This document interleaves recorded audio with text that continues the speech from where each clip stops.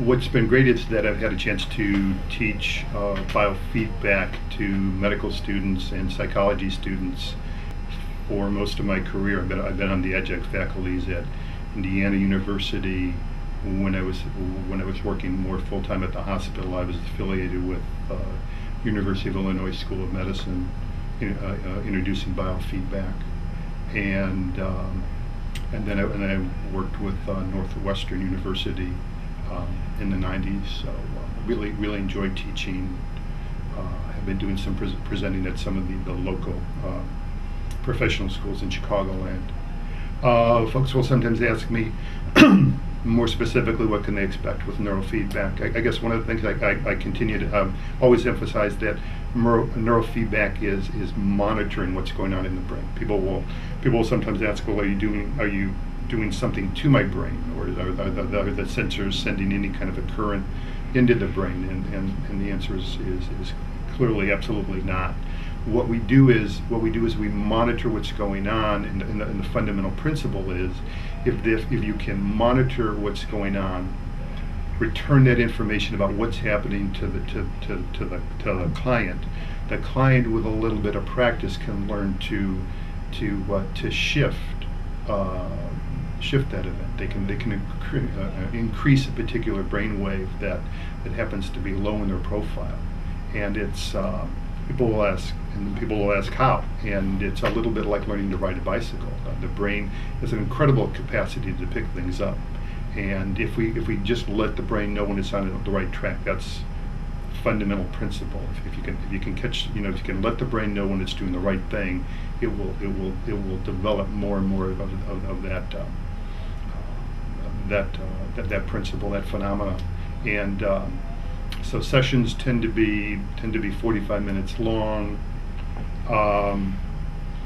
Actually, adults pick this up just about as quickly as young people, which is great. I mean, a lot of people might guess that adults are a little slower at this, and that's actually not the case.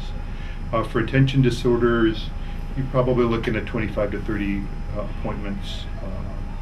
And what's great about it is once you get it, you pretty much have it. I will occasionally have clients that I've worked with come in a couple years later for a little bit of a tune-up, a couple sessions, but the major studies in the area suggest that, I mean, they've done 8 and 10-year follow-ups, finding that the shifts that they generated with the neurofeedback have stuck.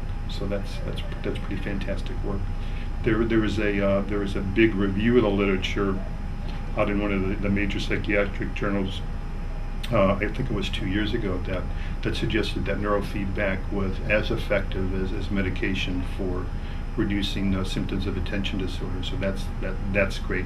The biggest part of the research is on attention disorder. It has other applications, things like post-traumatic stress disorder. They're doing some work with Asperger's. We're doing work with mild brain injury.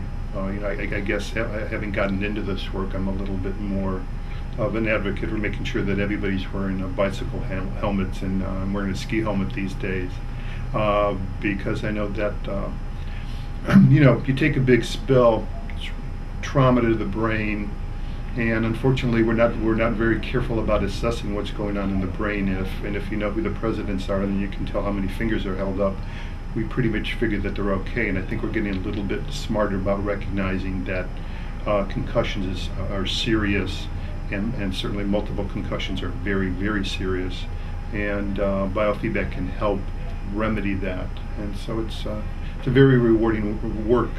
There's a given moment in time when I thought, maybe 5 years ago, I thought to myself, well, how do I want to conclude my career? What do I want to be doing for the next 10 or 20 years? And clearly this is where the action is. So it's a very exciting time to be working with brains. I mean, all of psychology, loads of medicine kind of like recognize that, if you break your leg, we're doing an MRI, we're taking a hard look at what's going on there, so that you can get that leg set and be on your way. It really has been time for us to take a hard look at what's going on in the brain as it affects behavior. Again, most of the ways mainstream medicine looks at the brain It's an X-ray, an MRI is essentially a photograph of the brain. An EEG is a way of essentially taking a movie of the brain. You want to see how the brain works, how it functions, what it looks like in action, and that's where I'm at. I'm at the action point.